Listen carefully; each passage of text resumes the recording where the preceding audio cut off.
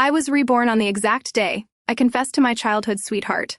Amidst the cheering, he looked at my tear-stained face and coldly asked, "Daria, is seeking attention like this fun?" Immediately after, he turned to look at the white moonlight standing beside him, his eyes softening. As he said, "Wait a moment for me. I'll come find you after I'm done dealing with this." Then, losing his patience, he turned back to lecture me.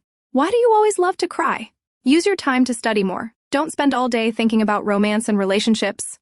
Irritated, I pushed him away and rushed toward the person standing in the back watching the commotion, the school boss. I hugged him tightly, tears streaming down, and cried out, "Husband!" I was 18, and Walter was still alive. Everything was still in time. Before he died, he had pinky promised me to live to 100 before coming to find him. I had agreed, but then I broke my promise and followed him only 3 days later. Before closing my eyes, I tried to comfort myself. When I see him again, I'll say, I dreamt he was flirting with another female ghost, so I rushed to follow him. The truth was, I never dreamt of anything. Without him, I simply couldn't sleep.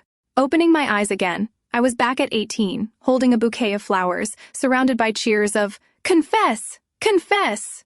The crowd was packed, but I instantly saw the platinum white hair in the corner. He stood where no one noticed, his eyes casually yet intentionally glancing over me.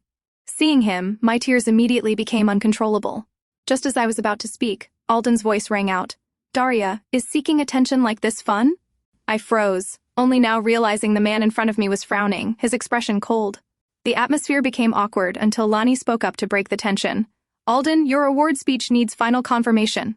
Alden turned to look at her, his eyes showing a rare tenderness as he said, "Wait a moment for me. I'll come find you after I'm done dealing with this." Lonnie was also an academic star like him. Someone once joked that the two of them were academic gods, a match made in heaven. But Lonnie only replied indifferently, "I'm not the type of girl whose mind is only filled with romantic relationships."